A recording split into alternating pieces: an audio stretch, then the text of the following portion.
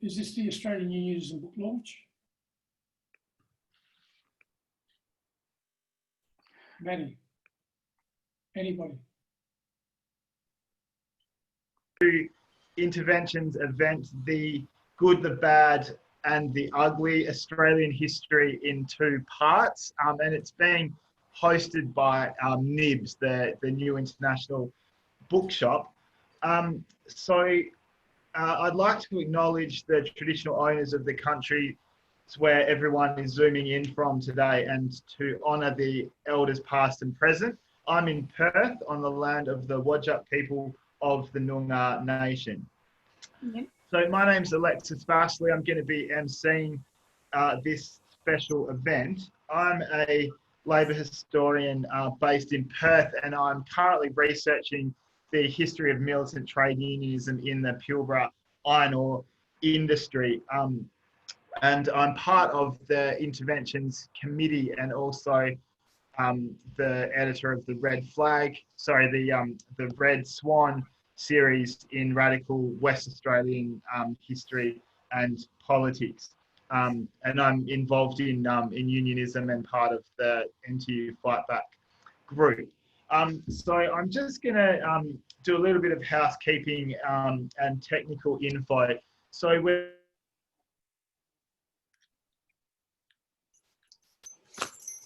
What happened? You just dropped out. Alexis, you just froze. out, but there's going to be a Q&A session at the end. So we'll just unmute you for that. And you can either message the host if you've got a question, or put your, you can just message the host, but you can do that at any time throughout the whole event. So Interventions, which has published these two wonderful books, which is Without Bosses by Sam Oldham and Stuff the Accord, Pay Up by Liz Ross. And I've got my well-thumbed copies of them here. Interventions is an independent, not-for-profit radical publisher. Our books cover a wide range of topics ranging from Labor history, left-wing politics, radical cultural themes, Marxism, memoirs and biographies, works about resistance to racism, sexism, and other forms of struggle, and the workers' movement. We've fairly recently got a new website at interventions.org.au. So if you want to check that out, you'll be able to get some more information about our authors, but also all of our books. Just to briefly introduce the topic, but most of the time is going to be, of course, our authors talking about their books.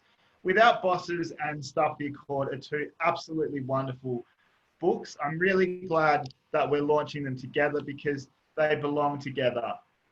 Sam's book surveys the high point of worker militancy in Australia in the 1970s. And the stories that he's drawn together of worker agency really show the power of the working class and what ordinary workers are capable of when they band together and take collective action. Liz's book on the Accord is about a time when the union bureaucracy clawed back control over ordinary workers and imposed what Liz really describes as a disastrous class collaboration strategy that the workers' movement is still paying the price for today. And so these two periods, very different in a lot of ways, sorry, I've just lost my place. But you know, when you look at these two periods together, they both show the ability of workers to have a real influence at work and to run rings around the bosses, but then also the importance, I think, of rank and file organising within the unions and the importance of a militant union strategy. And that was one that was really undone throughout the 1980s. So I just want to give everyone a little taste of Sam's book. This is my favourite quote from it in chapter 5. So the background is in 1973. There were tensions between workers and management at a coal mine in New South Wales. Some workers were dismissed and management was really trying to get back on top, so they locked out the workers. So the workers, quote, showed up, dismissed their managers, and worked under self-management until management cut off the power. Undeterred, workers continued working at the pit top until work ran out, when they took traditional strike action. We don't need bosses. We can produce coal better without them. 2 weeks later, they got all the dismissed workers reinstated and a pay rise. But the managers then wanted to get a clause into the agreement that workers must, quote, comply with reasonable instruction. Comply with reasonable instruction. So one mine worker replied, in our book, a reasonable instruction is one we comply with. If we don't comply with it, then it's an unreasonable instruction. So this book is based on extensive archival research across 3 states and territories. And what's striking about it for me was just how widespread this worker militancy was, and the worker encroachment on the traditional, quote, prerogatives of management. So hire and fire, staffing levels, work practices, overtime, safety on the job. And for a lot of us on the left, and perhaps, perhaps those, this is only true of younger comrades, but I think for a lot of us, when we think of 1970s union militancy, we think of the New South Wales Builders Labourers Federation and almost exclusively of them. And of course, they get a run in the book. How could it be otherwise in a book about 1970s militancy? But it really widens the lens to coal miners in New South Wales, to factory workers in Victoria, unionists in the Pilbara iron ore industry, happily are mentioned, and beyond. And so it's a really inspirational book, I think, showing what workers are capable of. Liz's book, Stuff the Accord, Pay Up, also brings to life workers' struggles. And so its focus is on workers' struggles during the Accord period from 1983 to 1996 and resistance to the Accord. Quite a lot of it has been written about the Accord, and debates have raged about its efficacy or otherwise ever since it was first proposed. But this, I think, book really has a unique focus in that its focus is on struggle from below during the Accord years. Liz brings her own experience as someone politically active in the union movement and in a revolutionary socialist organisation during this period. A number of the struggles that she has written about as a historian in this book, she was actively involved in herself. And the struggles involved, the struggles in Stuff the Accord, Pay Up are some really incredible ones by nurses, electricity workers, pilots, public servants, and more. And, it really shows the full gamut of class war between bosses and workers, but also highlights the role played by union officials. And I think it's, important in the union movement, and, for those of us on the left, and this is something that Liz's book contributes to realise that neoliberalism wasn't something that swept over us or was only brought to Australia by the Liberals and the Conservatives, but partly it was the ACTU, the union bureaucracy, and the ALP smashing the Pilots Federation and the BLF and leading struggles to defeat with disastrous strategies employed by union officials, for instance, in the CQEB dispute of electricians and the Road River dispute. And so, the Accord often is a depressing tale, but I think the resistance that Liz outlines, while it was largely unsuccessful in its own terms, it was still incredibly important.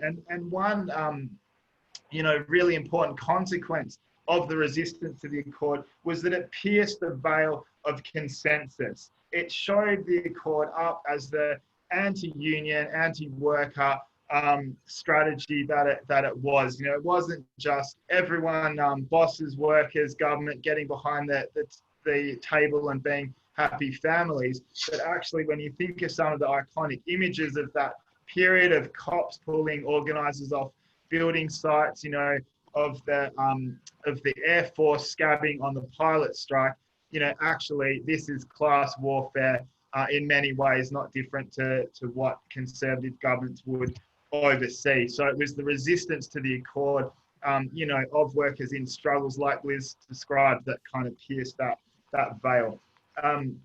So I'm going to finish up now, but I think, you know, these books we couldn't have predicted the timing of the publication, but they just have a huge contemporary relevance in the positive and in the negative. You know, we're again in an economic recession that workers are being asked to pay for, and again unions are cozying up to the bosses and you know, offering up concessions on pay and conditions, you know, even mooting another accord. So we need to know how disastrous it was for our side last time, but then also we need to rebuild fighting unions and a fighting workers movement. And, you know, I'd love to see a point where we are talking about worker control, not in a historical sense, but we're debating it out in a contemporary way. So Sam writes, although much of what happened during the 1970s appeared spontaneous, it was only possible because of decades of hard work by committed union activists. These foundations can be built again, and there is no time like the present. So I'm going to hand it over to Sam with that. So Sam Oldham is an interdisciplinary researcher currently based in New Zealand. His work on trade unions has won the Golden Prize for Australian Labour History and the Monash University Historical Studies Masters Prize. He's been a member of several unions and branch chair for the New Zealand Secondary Teachers Union, and is currently a doctoral candidate at the University of Melbourne. So I'll hand it over to you, Sam, to talk about your book. Awesome. Thanks so much, Alexis, for that very flattering introduction. And thank you so much to everyone who's come along. I did not expect so many people to to be here, and I have to say I'm quite nervous about some of the names who are here listening. And but I'm very you know, I feel very privileged to have people in the audience who are so well respected in the field of labour studies, but also within trade unions as well. So I might just sort of go over my inspiration for writing the book, and then very briefly sort of talk about the publication process, just so I can sort of thank a couple of people. And then I want to just sort of talk about some of the key themes of the work, and that should segue nicely into a discussion of Liz's book. So Without Bosses started its life as a master's thesis at Monash University way back in 2013, supervised by Eric Eklund and Steve Wright, both labour historians. Steve wrote Storming Heaven, which is sort of the definitive history of Italian Marxism in the 70s and Italian worker struggles. And the book actually existed in limbo as a master's thesis for actually like almost 5 years before I got talking to Michael Lazarus actually at a rally probably early last year. And with him, he sort of put me in touch with Interventions and with Janie, and him, Janie, and I, with Liz Ross, we actually sort of worked to develop the thesis and turn it into a manuscript for a book. So I certainly can't take, you know, sole credit for the work in any way. And, you know, I owe a huge debt of gratitude to all those people, and to Alexis for the cover design, and to Alex Hetling for helping with that as well.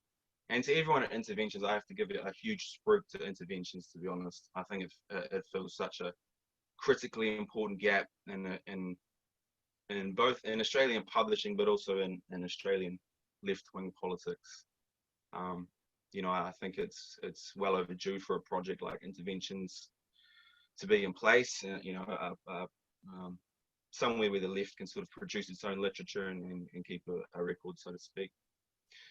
So my early inspiration for the book was a pretty radical one, I suppose you could say. I was interested in the history of, I sort of came over from New Zealand to Melbourne as a young idealistic anarchist, with an interest in sort of anarchist trade unions and the Wobblies and the CNT, and what Verity Bergman, I'm very, very privileged and intimidated to have Verity in the audience tonight, but Verity calls, that sort of tradition of socialism from below in the introduction to Greenbane's Red Union. But socialism of all sort of stripes. And I actually stumbled across an article on the Hako work-in. It's a factory occupation that occurred in Sydney in 1971 that actually turned into an act of workers' self-management. It was the first work-in Australia. And that got me interested in this tendency within Australian labour history that I thought perhaps hadn't been explored in as great a depth as it could have been. And as I read further into it, drawing both on secondary literature and then going into the archives, I sort of felt that I wanted to tie together some of the threads of that incredibly fascinating period of union history. So for me, the inspiration for the book was more sort of political or emotional than it was academic or anything like that. So yeah, I guess a few key points that I hope readers will take away from the book. Probably most important is a sense of what ordinary workers can achieve through trade unions. That is when their unions are militant, when they are dense in terms of members, and when they're democratically controlled by members themselves. Excuse me. So the 1970s, as Alexis was saying, was the last sort of great union upsurge. What's what Tom Bramble called the flood tide of Australian trade unionism. A little over one in every two workers was in a union, and today that's something like 12%, and in the private sector it's around 7% in Australia, similar in New Zealand. And of course today unions are often quite sort of bureaucratic, and they can be very top-heavy organisations, and they can seem very distant from progressive and certainly radical social change in some instances. The 1970s was a period in which many workplaces actually had 100% union membership, often enforced through closed shops. So, no ticket, no start. And shop committees made most of the decisions for trade unions. Sometimes, so shop committees were democratic organizations of union members and delegates within workplaces. Sometimes they were fed into manifold organizations called area committees. Sometimes shop committees could be called factory committees. On construction sites, they were called site committees. In mining, they're sometimes called pit committees. But they were democratic, sort of autonomous organs of sort of a worker decision making at the point of production, if you like. And shop committees grew in power exponentially throughout the 1960s. Pretty much from the end of World War II, and they got a lot of support from the Communist Party and the unions which had Communist Party leaderships, the big left-wing metal unions, the Miners' Federation, in shipping. But then, of course, the ACTU and the leaders of other unions tried to undermine committees because they saw them as, threatening their own authority and control within trade unions. And the ACT even passed a motion to say that, shop committees couldn't negotiate over award agreements. They had to be negotiated by officials, and committees just rode roughshod over that, and were widely making over award agreements.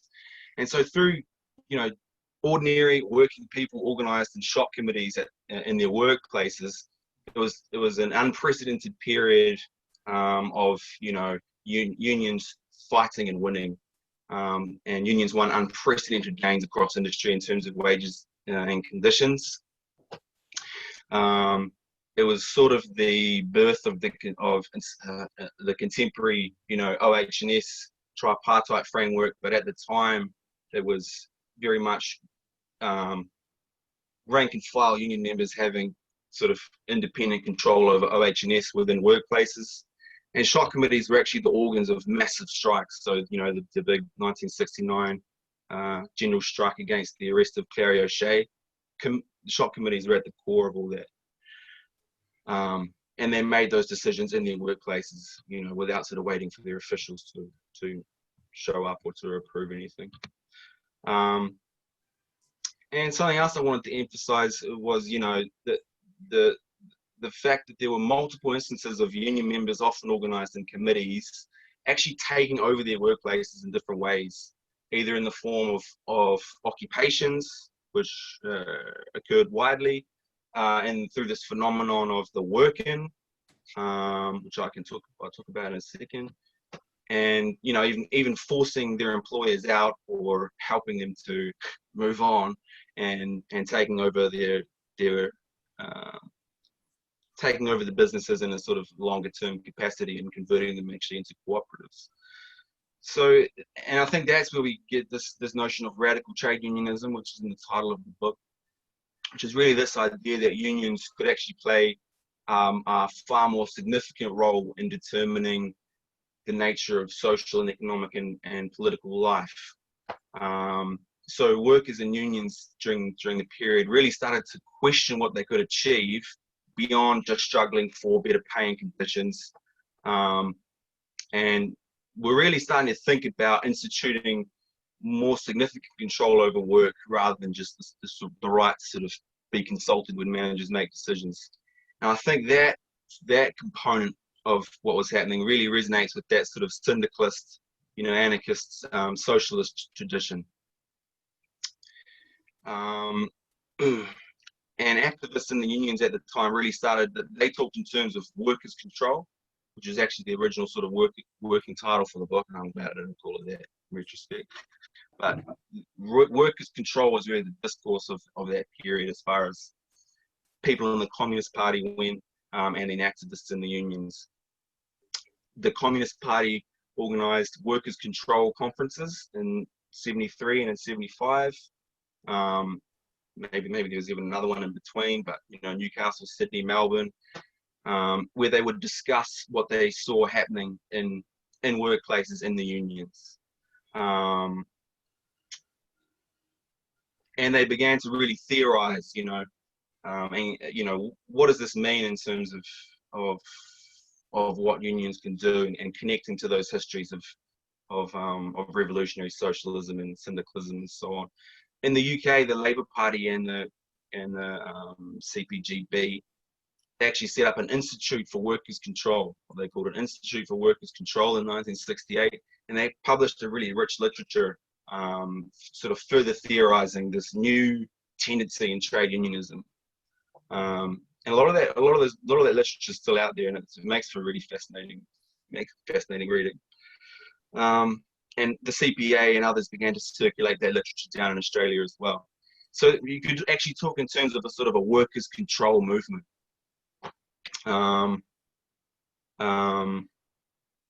Somewhat resembling sort of older syndicalist movements, if you like. So to give a sense of sort of what they were looking for, and Alexis has actually sort of touched on, that really inspiring action. But so the Harks, for example, the Harko working in 1971, the owners of the factory announced that about a third of the workers would be laid off. They literally had a meeting at the pub and determined that they would not accept the retrenchments and would just simply continue to work. Mick Tubbs he's actually such a legend, and I interviewed him, but he was shop steward, Communist Party journalist, had come over from the UK. He was involved, and they not only resisted the sack, but when the foreman started sort of mouthing off, they dismissed the foreman and refused to acknowledge anything the foreman was to say, and basically ran the plant under workers' self-management for a period of 4 weeks. Harco was a failure in a sense in that they reduced the number of retrenchments, but they didn't institute any sort of long-lasting self-management. But then, 3 weeks later, there was a successful, at Burn & Thomas, which is sort of just down the road. They did manage to reverse retrenchments and have a lasting degree of workers' self-management. Another example at Whyalla was a glove factory in South Australia. Workers refused sackings, and then when this woman working at a glove factory, when the boss started basically, so they refused sackings, they staged a sit-in, and when the boss started to sort of have problems with that, they called in rank and file members of painters and dockers. The boss moved on, and they were actually able to convert this factory into a glove cooperative, the James North Glove Cooperative, I think it was called. A similar thing happened at a coal mine in Nimboida in New South Wales in 1975. So a US-owned coal mine, Clutha, I think, wanted to close the mine. Basically just a short-term sort of profit-driven decision. And ordinary coal miners determined that they would not accept the closure of the mine, so they simply showed up after the mine. Obviously, they were organising before they made the call. Showed up after the mine was supposed to be closed, and continued to work. And in the process of that struggle, they actually converted the coal mine to a union-owned cooperative owned by the Miners' Federation, and they continued to run the mine until the coal seam was exhausted about 5 years later. But, they were smashing open toolboxes, reconnecting electricity. So really radical, really fascinating action. And actually, the cover image of the book sort of speaks to the fact that the revolving stage of the Sydney Opera House was built under workers' self-management in 1973. Rank and file members of the BLF and the AMWU built it under workers' self-management as in a working type action. So this is what they were talking about when they were looking at this workers' control movement. Obviously, the green bands are another really obvious example, and I don't really have time to run through the green bands, but these were, for those who've never heard of the green bands, these were environmental bans put in place by the New South Wales BLF, but also by the AMWU and other unions, allied with community organisations to protect the natural environment through strike action and through work bans. So, which is an example of a more radical trade unionism that emerged quite spontaneously, but also out of really serious union and community organisation. And I've already gone over my 15 minutes, so I'll just make one sort of other point, and then maybe in the questions I can pick something else up. But I did want readers to think about and to take away something to the effect that the degree of power that workers exercise, not only in relation to their employers and to the bosses, but also to the state during the period is actually just incredible. So the O'Shea, the penal power strike in 1969, more or less rendered the state powerless in a lot of really serious ways to constrain and to challenge trade unions. A lot of the work-ins were broken through common law. The cops would come in and arrest them. But in other ways, there were repeats of the O'Shea case since like 71. As late as 1979, members of the Western Australian AMWU were arrested, and an anonymous donor paid the fines, and under threat of a statewide general strike, and they were released. And there's actually internal memos, within the Fraser administration, more or less saying that we've put in place this anti-worker, anti-union legislation, the IRB and the Trade Practices Act, but we know we can't properly use it because unions are simply too strong, and we do not want to sort of lose face in a big sort of losing a big pitched battle with the unions. So I just think it's just fascinating, really. And all of that underpinned this sort of radical experimental actions that unionists were able to take elsewhere. So I'll just, I guess I'll finish on that note by sort of passing to Liz, and she can talk about some of the more insidious ideas of sort of class collaboration that were in many ways more effective than direct confrontation in terms of undermining radical trade unionism during the period. But yeah, look, a huge thank you to Interventions and everyone involved with the book, and I really appreciate it, all of you. Yeah, I'll pass to Liz. Thanks so much, Sam. Just before I pass to Liz, and just on the side note, it must have been absolutely a pleasure for you being able to do that research, you know, some of the stories. Quickly wanted to acknowledge Victoria Ivanova actually did the cover design for the book, and not yours truly. I have do not have the wonderful layouts and sorry Victoria. And I also forgot to plug the sale of the book. So unfortunately, we don't have wine or nibblies for you. That's self-provided. If anyone wants to partake in the traditional book launch activities, but what we do have is a special whereby if you purchase both of the books tonight or in the next 24 hours, you can get $10 off them as a package. And so Maddie has posted the link in the chat. So that's through Nibs. If you just click on the link, you'll get $10 off both of them. We've got Liz Ross now. Liz has been active in women's and gay liberation and socialist politics since 1972. She was a delegate in the public service in the 1980s and 90s, and was involved in, as well as writing extensively about workers' struggles, including the Victorian nurses' strike and the BLF deregistration struggle, the struggle against deregistration in 1986.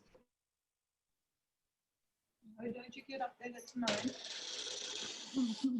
You've frozen again.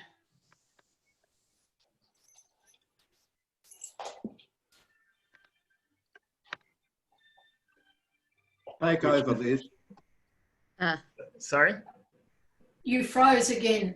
Oh, sorry. Well, I'm passing over to Liz, but that was published by Interventions in 2013 and then reprinted and republished in 2009. But anyway, I'll hand it over to you, Liz. Thanks very much, everybody, and I endorse Sam's tribute to Interventions. Sam's book outlines what we lost, and it's got some great material on workers' radical struggles. So tonight I'll be looking at three aspects of the Accord process. First, setting the scene, so we understand how and why it was adopted as the way forward for Australian capitalism. Then uncovering the Accord's fundamental neoliberalism, focusing on all the ways in which workers were crushed under this process. And last but no means least, the inspiring workers' resistance. So I'm including in that the wonderful 50-day Victorian nurses' strike, whose photo by ANF photographer Maggie Dyers is on the front cover. And a special thanks to the ANMF's Gwenda Lacey for permission, as Maggie is no longer with us. So do read my book, Stuff the Accord, Pay Up. It's published by Interventions, and it will help realise the extent of the fight back and the relevance to today, both in terms of the class collaboration and the lessons such struggles have. So setting the scene, during the 60s and early 70s, we saw a worldwide wave of uprisings, a surge in workers' struggles, the kinds of things that Sam's book outlines, alongside the explosive arrival of the Black, women's and gay liberation movements, culminating in the revolution in Portugal in 1974. Australia reflected this. The high point was also 1974, with the highest strike figures since 1919. But it was not to last. The Portuguese Revolution marked the high point. Its defeat signalled the beginning of the ruling class counterattack. Now, while the employers naturally didn't welcome the upheavals, what actually drove the bosses' offensive was the fact that world capitalism was moving into economic crisis. The post-World War II boom had come to an end and profit rates were falling, in part due to the workers' gains during these uprisings. So the rate of profit fell from 16% in the late 60s to 6% in the early 80s. So as capitalism was moving into recession, in Australia, the resources boom went into freefall. As production fell off, unemployment and inflation rose, and Prime Minister Malcolm Fraser quickly imposed a wages freeze, and workers' confidence suddenly collapsed, laying them open to the arguments of Fraser and some in the ALP and union movement that it was their wage rises that were to blame for the crisis. Now, previously, the left had opposed this sort of argument and the anti-worker solutions that followed. But as Tomo Lincoln outlines in his book on the Communist Party into the mainstream, and the Fraser years, years of rage, many on the left had long given up on revolution and were more intent on saving capitalism, though you wouldn't guess from the rhetoric that they used. So key to the officials, and of course those of the ALP proposals in the face of this crisis, in 1981 was the social contract, a prices and incomes policy, an agreement between government, unions and sometimes employers that were partnerships in running capitalism, albeit, you know, what people said, a caring, sharing, technologically innovative capitalism, of course, where everybody stood to benefit. Social democratic Sweden, Austria and England became the role models.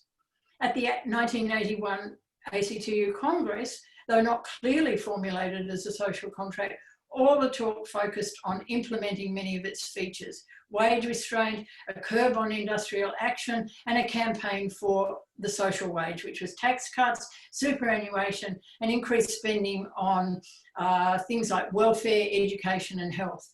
And not surprisingly, this social wage campaign soon faltered and morphed into the 1983 electoral campaign and the signing of an actual social contract, the Accord.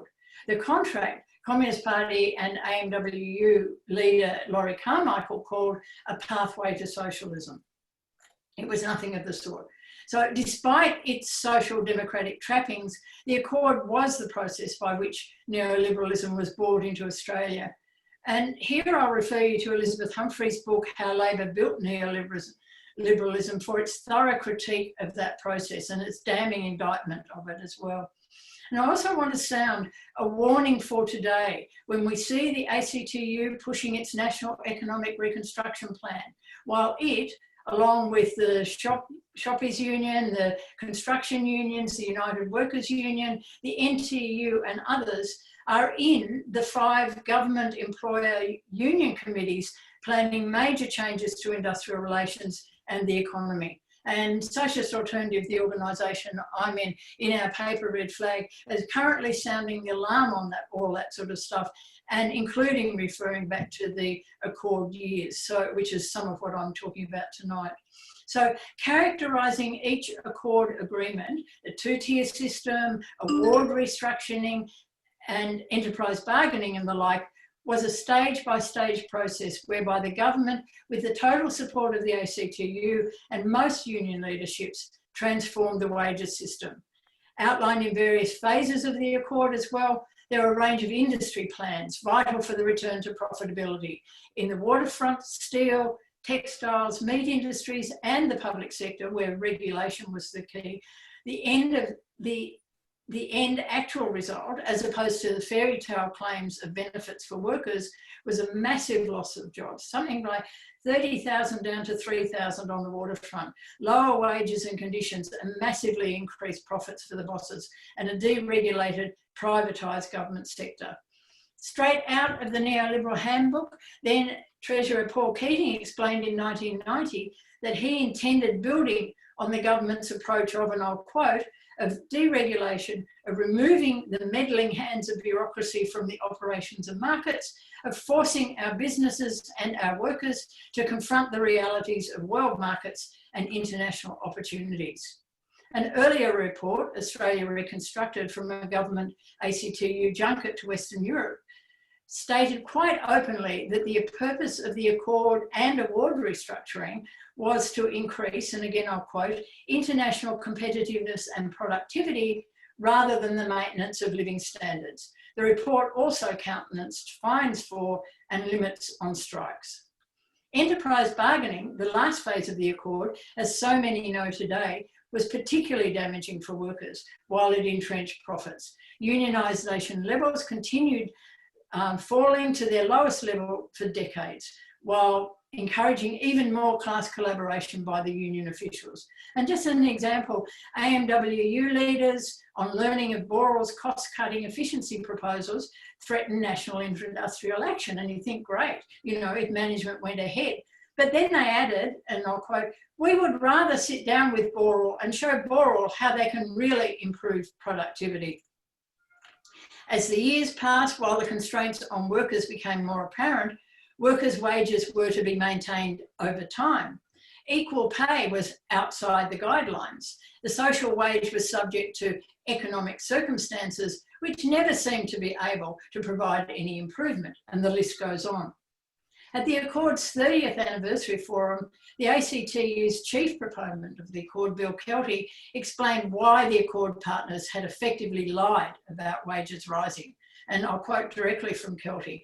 He said, "What do you think? Everybody said that's a nice idea. A real wage reduction would be good. Can I have another one next year, please?"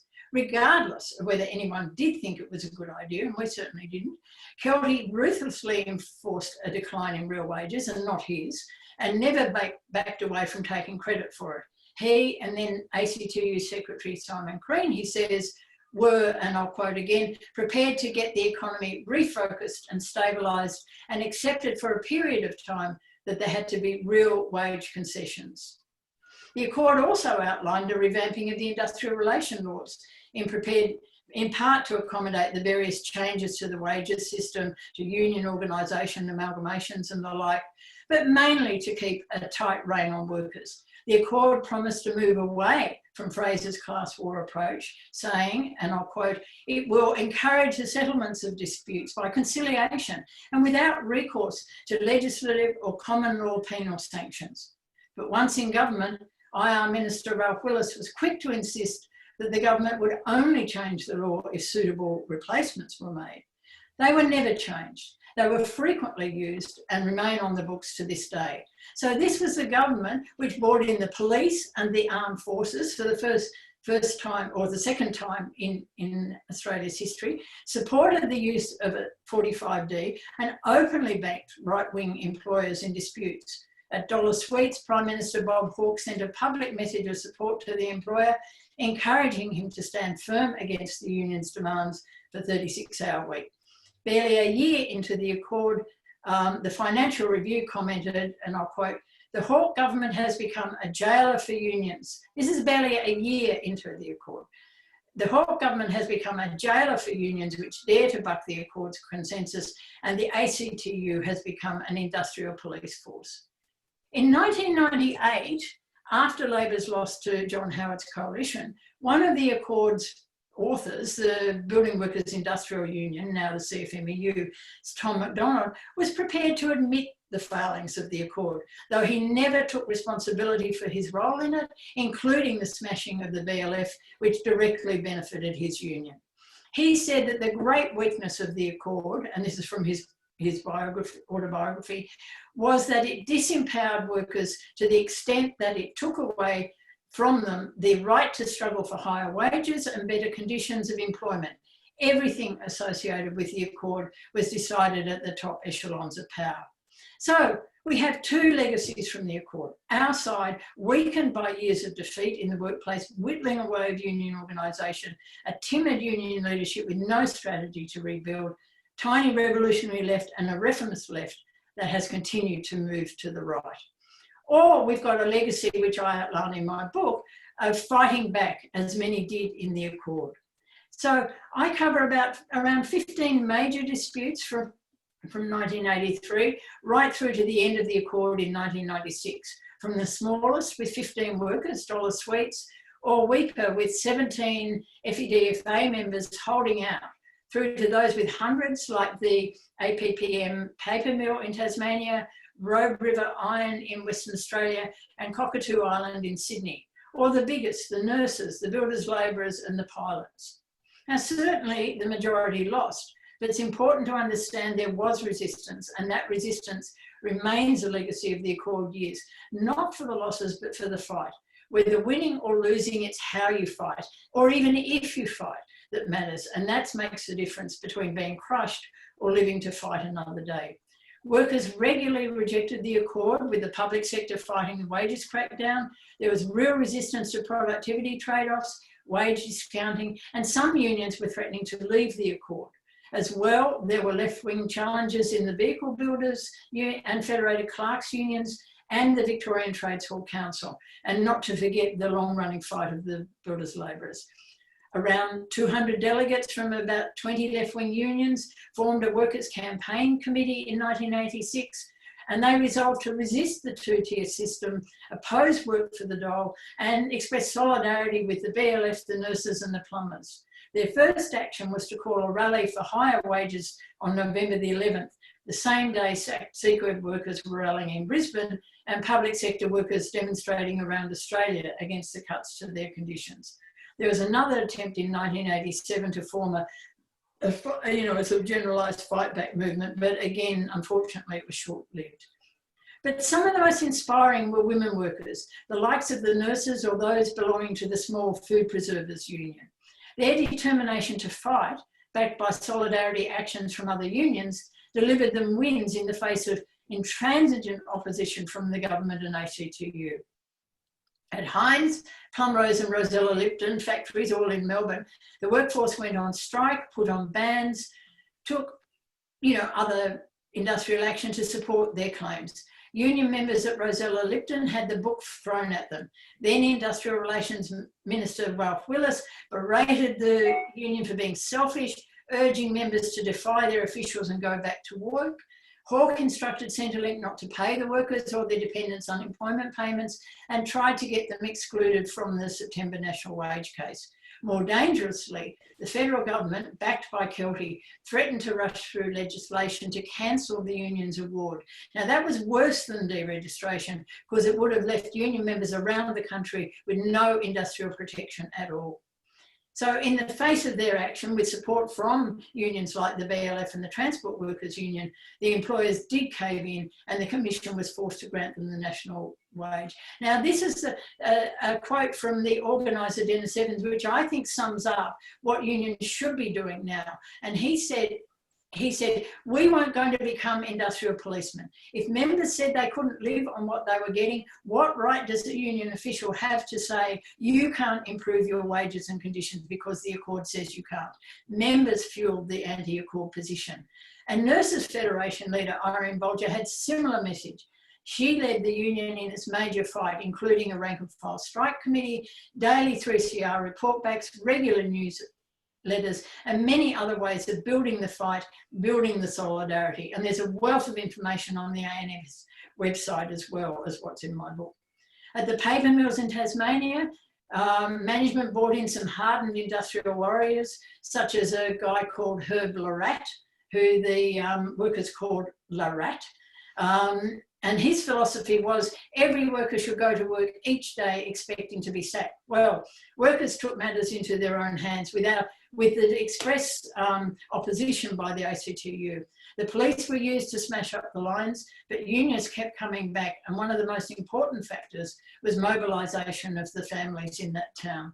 Women regularly attended the picket lines, helped distribute food and money, and distributed a regular newsletter. One of the picketers, Bruce Roberts, summed up the solidarity during the strike, saying, and when you strike, we strike together. The fact, and I'll sum up here, the fact that the government had to publicly back a bunch of extreme right employers at Robe River and Dollar Sweets, rely on the policing role of the union leadership in the ACTU, and use the full force of the law and even the armed forces, spending millions and millions of dollars over 13 years before they were thrown out, is some indication of the level of resistance of the working class. And it's to that tradition that we need to continue to look to be the basis to rebuild our unions so that one day we can smash through the Accord's destructive legacy once and for all. And for me, I'll just say this, it was an education of a lifetime. I'll never forget those thousands of workers and the years of working class resistance, solidarity and organisation, and a confirmation of the vital role of the working class in building for a better future. Thank you, everybody. Thanks so much, Liz. Unfortunately, we can't hear the applause because of the mute settings, but yeah, it's really good to hear. And you know, that resistance to the Accord, when you put it in that context, is really quite incredible, given you know what the workers were up against. We've got 20 minutes for questions. So we've received some already. I'm just going to get through as many as I can in the order that we receive them. So if you still do want to ask a question, then just message question in the chat. So first cab off the ranks is Janie, and Janie's going to be asking a question on behalf of Tomo Lincoln. So Janie, you should be able to unmute yourself.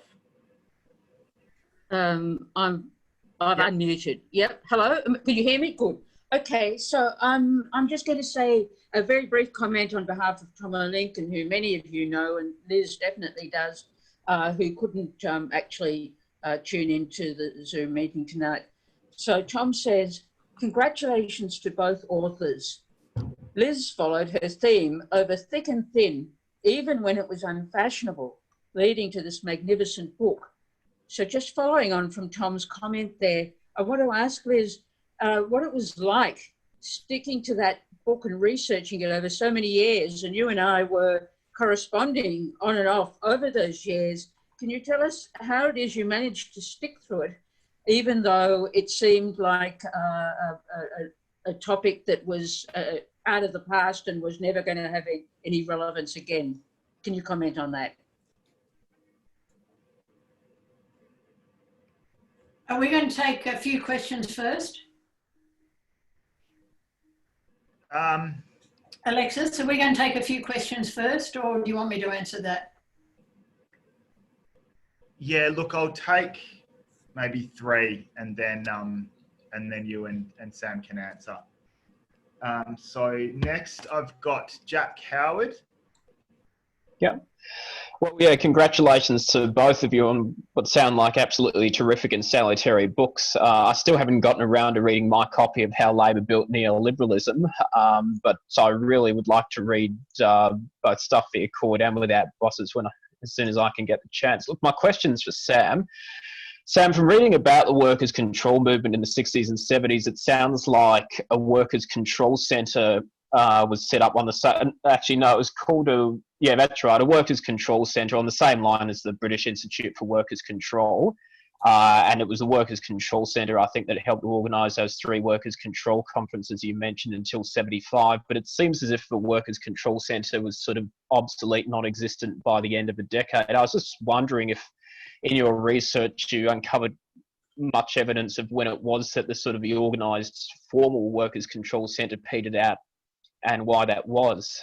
Dennis Freeney, the Communist Party of Australia Identity, I think in his memoir, A Map of Days, says that the Workers' Control Centre had actually become defunct even before Gough Whitlam got elected. And that's obviously not true from what you've uncovered, but did you uncover much in your research about how the centre just ceased to be non-existent, and why? Was it to do with the Communist Party of Australia's kind of Machiavellian approach to workers' control and abandoning the approach by the end of the 70s with the switch to class collaboration or anything like that? It's just a bit of an obscure question, but I'd just be interested to know if you uncovered any leads in your research.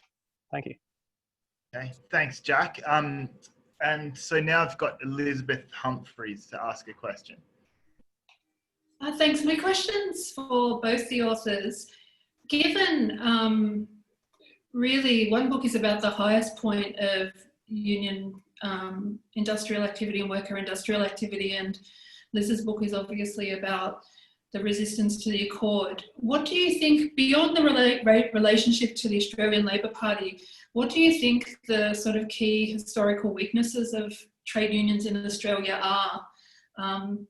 And I guess what what does that tell us for what's needed now? Beyond a simplistic, we need to fight, which is clear to all of us.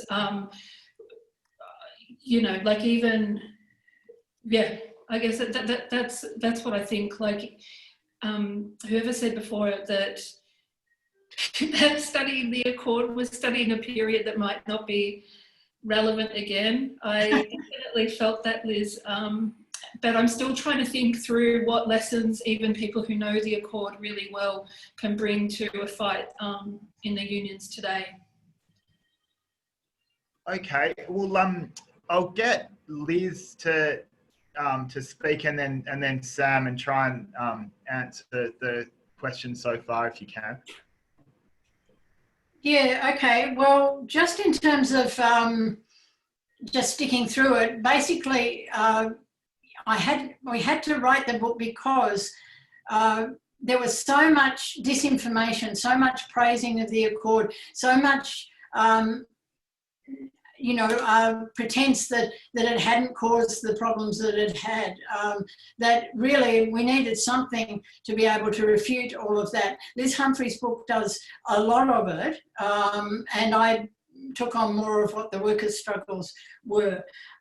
Mick asked about the role of the CPA. Well, the Communist Party was crucial to the whole of this, of the Accord. They had given up on any sort of revolutionary position in relation to workers' struggles, and really were playing the role of sort of accompaniment to the government in terms of saving capitalism from itself. So, you know, you had Laurie Carmichael, who was head of the Manufacturing Workers Union. The Manufacturing Workers Union was one of the leaders in terms of convincing its members that class collaboration was the way forward. They undermined all the attempts by a whole lot of their members to fight back.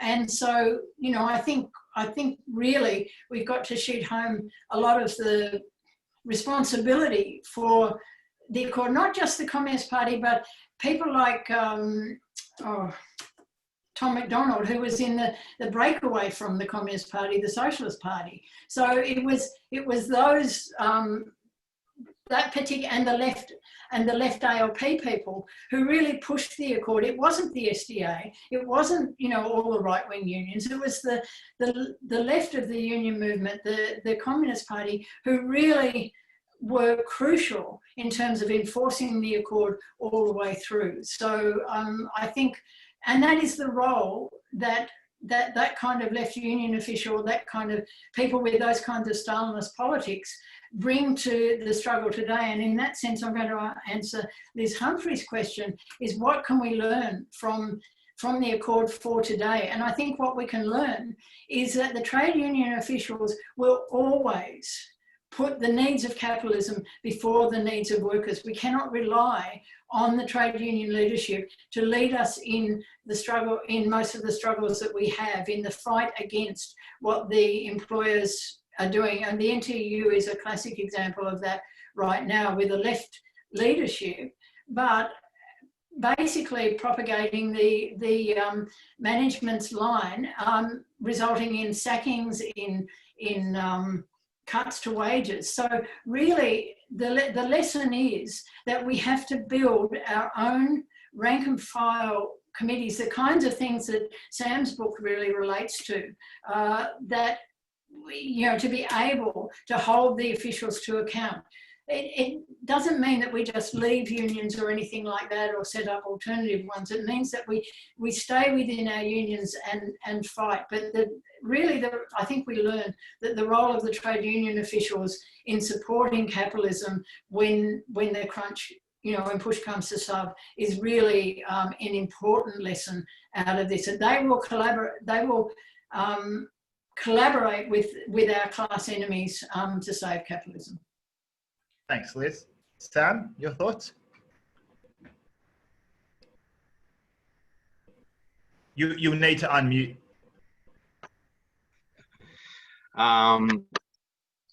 Look, I would just totally and second what Liz Ross has said there in response to Liz Humphrey's question. Yeah, I really don't have much that's insightful to add to that. I mean, Liz, I was at your launch for How Labour Built Neoliberalism, and I found some of your insights really interesting around the question of what unions can do on the face of neoliberalism. I think there's something to be said for the fact that unions were absolutely hammered by the multiple recessions that occurred throughout the 1970s, and employers really used unemployment and the need to make layoffs as a smokescreen for targeting union activists, in some cases sacking entire shop committees, and and it was in that context that union leadership especially turned to ideas of working with employers and class collaboration and wage indexation and all the rest, and eventually the accord. So in some respects, it's sort of not what unions did wrong, but what employers did right, I guess. But yeah, Liz, your guess is as good as mine on that one. In response to Jack's question, I think that's a really good question. The workers' control committees. I don't want to. I guess maybe I emphasized.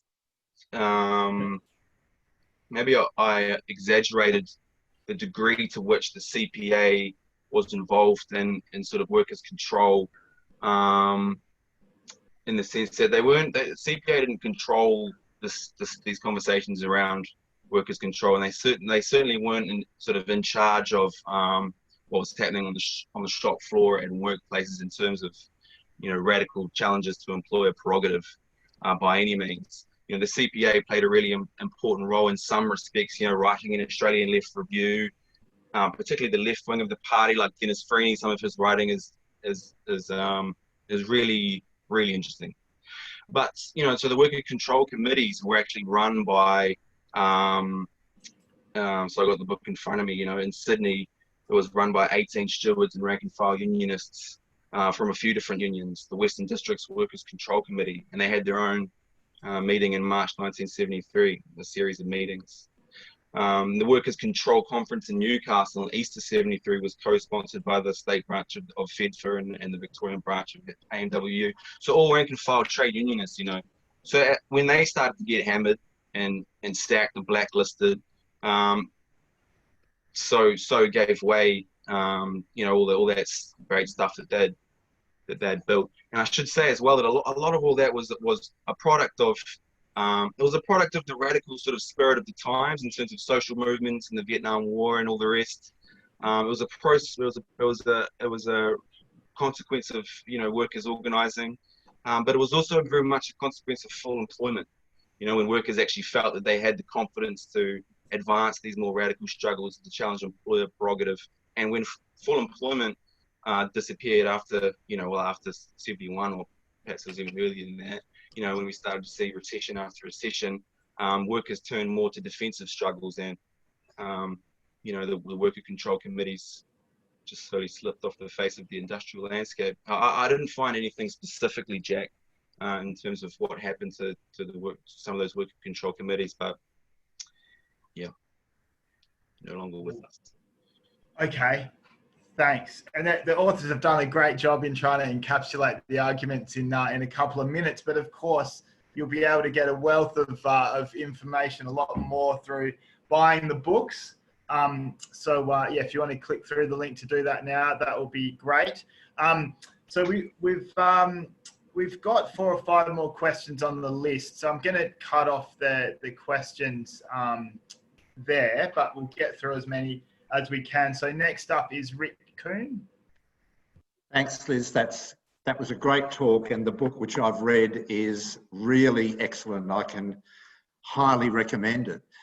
My question is, what were the main factors that led to at least partial successes in a few of these struggles as opposed to defeats in most of them? You've given some indications, but I'd like some more information. The questions of solidarity, questions of community support and so on are things that you've talked about. Was a lack of sophisticated analysis as opposed to simplistic will to fight a factor?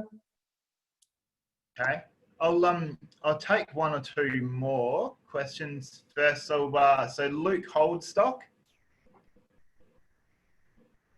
Yeah, thank you. I'll try and keep it as brief as I can.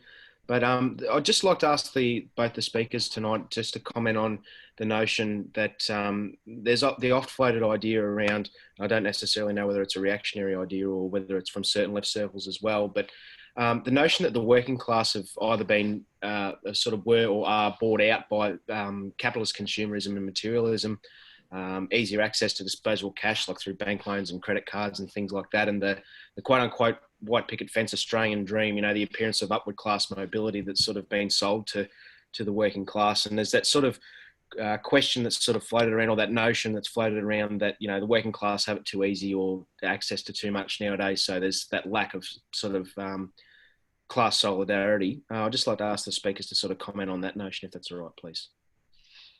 Thanks, Luke. I'll take Michael Lazarus and then I'll get Sam followed by Liz to respond. Cool. Thanks, Liz and Sam. My question, I suppose, is to you, Sam. When reading your book, I was struck by the kind of the wealth of the interviews. There's so many wonderful stories, and not just that there's a kind of a sense that you allow a voice to kind of rank and file workers to describe and talk about their own power. Could you just say a little bit about maybe some of those interviews or how you went around the interview process? Just take it away, Sam. Me? Yeah. All right. I guess so. The first question was Rick's question for Liz. Luke's question. I suppose I'll sort of say something at the end of the book around the fact that, you know, a part of neoliberal ideology is this sort of celebration of capital on a cultural level, you know, and this sort of elevation of the entrepreneur as the sort of god figure, and that has just cut away at you know, the sort of foundations of the idea of you know, unions and union solidarity and of you know, class consciousness and thinking in terms of class. And I think that's had a really profound effect. I mean, I guess, you know, I'm not. I mean, you know, I was talking about my book to my partner's grandfather actually the other day. He's an old unionist. He worked in aircraft, and you know, that when he talks about unions, it's like in some ways it's a generational shift. It's hard to find. It's not impossible, but it's a lot harder to find, you know, younger people who are passionate about unions and can talk about unions and class, and you know, the fact that the bosses aren't great and bosses aren't always there to help you, and to talk about exploitation, and a lot of those ideas sort of dropped away. I mean, they're still there, but and neoliberalism has you know, shoulders a lot of the blame for that. You know, when we heroize people like Elon Musk and Richard Branson, and you know, but we don't know the names of, you know, Labour leaders and the rest. You know, we've got a problem. My computer's about to go flat, so I'm going to answer the last question in 30 seconds. What was the question again? Michael. So yeah, the whole interview process was absolutely phenomenal. And just like talking with all those people, and I interviewed Jack Mundy, Mick Tubbs. I actually interviewed on I think it's the Garden Island or Kangaroo Island, I'm not sure. It was like a reunion for the shipyard there.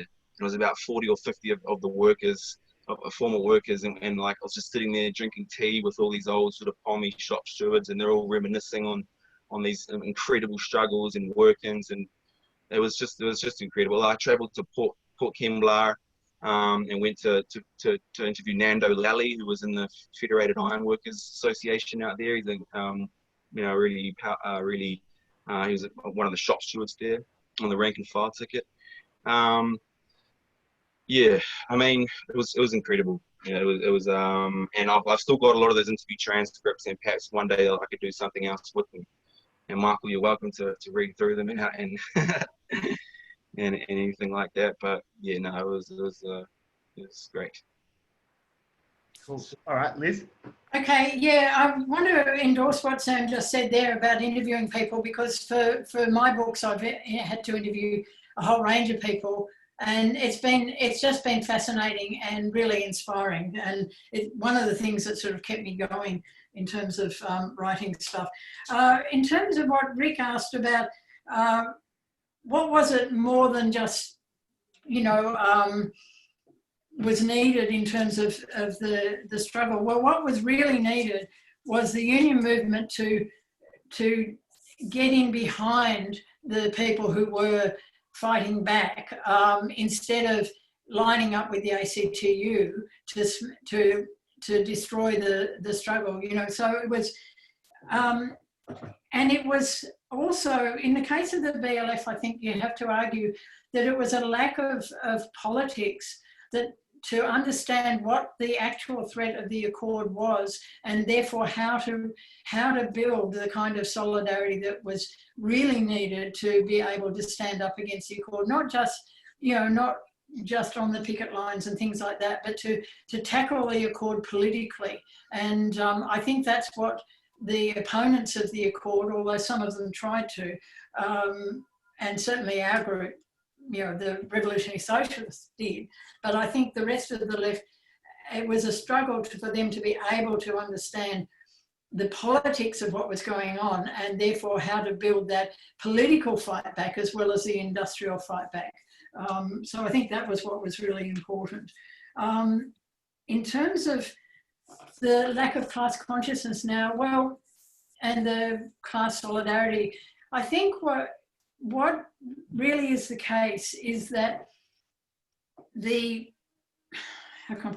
we had, as I said, 13 years of the Accord. We had 2 unions smashed. We had fines. We had the laws tightened. We had all of the concepts of solidarity smashed up as the wages system was transformed from something that was a collective struggle across an industry to something that was either department by department in the public sector or enterprise by enterprise in private industry. And so you broke those ties between workers, the things that would say, well, okay, you know, say in the public sector, when we went on strike over wages, it was wages for everybody in the whole of the federal public sector. Now, and it meant that the strong departments could carry the weaker ones. Now what happens is that it's department by department, though I notice the CPSU is starting to talk about industry-wide again, but for a long time it was department by department, and effectively it meant that a few departments got wage rises and the rest of them just fell by the wayside because they didn't have the strength, hadn't built up the industrial strength in those departments to be able to fight back. So you had all of that going on. That was so the Accord years were then followed by the Howard years. Then you had the Rudd-Gillard government that continued on with and delivered a Fair Work Act that was worse than what the Howard government had. And now we're into the situation now. And so all of it comes back to that idea that you're just an individual, that if you fight the greasy pole up or somehow, that you're the only one who's responsible for your survival, that it's not the worker next to you, it's not, you know, it's not the union, it's not all of those things. So when you consider all that level of breaking down that class consciousness, of breaking down the solidarity, then, you know, it gives you a bit of an idea of where people are now and what we actually have to do to turn that around. And that's what I, you know, when I say we really do need socialist politics, revolutionary socialist politics, not reformist politics, to be able to rebuild in that way. Mick Armstrong, was your question covered or did you still have another question? Well, I'd like to put part of it, because the 2 books there's a gap in between the coverage of the 2 books in time, because it talked about, you know, the early period of the huge upstarts and battles, and that But then Liz is about the accord years and the struggles against it and the terrible defeats. But I think it's worth, because partly my question on the role of the CP was also about the interregnum period, that they could appear in a very funny way, except for some honourable exceptions like Jack Mundy and the BLF, to be militant and that.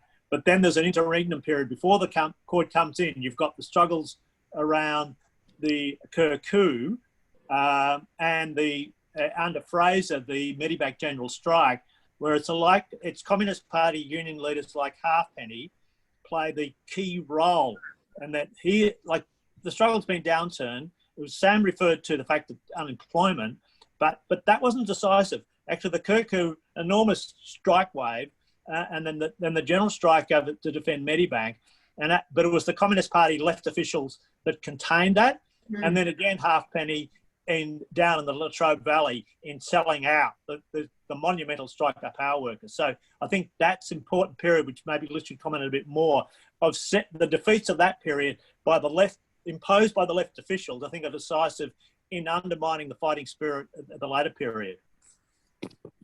Thanks. Fiona Moore?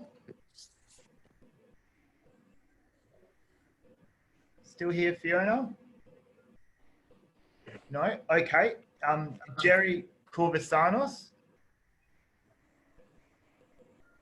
Sorry, Jenny Kouvasanos.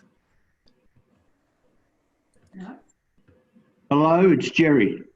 Jerry, sorry, Jerry. Yes. Yeah. All right. No, I was asking for the applicability by both authors to a working environment that is so different today.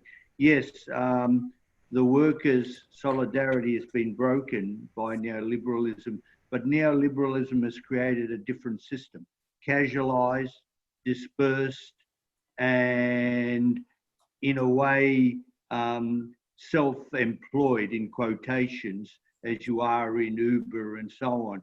So the exploitation has become non-working class exploitation, and it's really hard to see how the union movement and organisation can be applied to this environment, especially now post-COVID, when we're going to have masses of people unemployed and their ability to find a job will be dependent on some capitalist giving them a job. Okay, thanks. I'll get Liz and then Sam to very quickly give their thoughts on that, and then any concluding thoughts. Okay, well, I don't think it's different. I think we're living under capitalism still. I think the casualised workforce, including Uber drivers and all the rest of it, are really workers. They're not, it's a fiction to pretend that they're some sort of small business. And so I think, what we're still talking about is exploitation of workers. And if you only need to look back in history at both the Waterfront Union and the Builders Labourers Federation. The Waterfront Union was smashed in the 1920s. It rebuilt from that basis. They were all casualised. They had somebody standing there pointing at somebody saying, okay, you get in, and you could work, but any of the militants were excluded. They built one of the most militant unions out of that position. The Builders Labourers Federation did exactly the same. They were the bottom of the pile. And by the steady sort of organisation, they actually rebuilt the union. So, and all, you've got the NTU at the moment, which is fighting about casualisation. You've got a whole range of workers, both here and overseas, who are actually saying, no, we're workers and we want unions, and we're going to fight to have a union and fight to have our oppression dealt with, and we're going to fight to have better wages and conditions. And some of them are winning. So I think I really disagree with the premise and point to the examples of where it's the old-fashioned basic trade union work that is going to change their situation. Yeah, what Liz said. Great. Okay, well, That's it, folks. So thanks once again. Please remember to buy the books with a special discount, but any friends who weren't attending can also get that discount as well for the next 24 hours. And please follow Interventions on Facebook. Just a few shout outs. The Search Foundation backed this event, and Nibs in particular for all their work on this, and they've been a long time collaborator of Interventions. And finally, last but not least, our upcoming books are going to be The Mystery of the Handsome Man, which is part of the Queer Ozfolk series run by Graham Willett, will be launched in September. And The Crime of Not Knowing Your Crime by Karen Throssell, even later in the year. So we've got a lot coming up. But yeah, thanks again, everyone. And thanks to our authors and everyone who supported them. Yeah, thanks everybody, and it was a great session. Thank you. Yeah, I'll just talk with that. Thanks so much. And Alexis, thank you so much for doing such a phenomenal job of hosting and fielding questions, and yeah, great effort. Thanks. I feel very privileged. Thanks, Liz. Thanks, everyone. See ya. Bye bye, everybody. Thank you. Thanks a lot.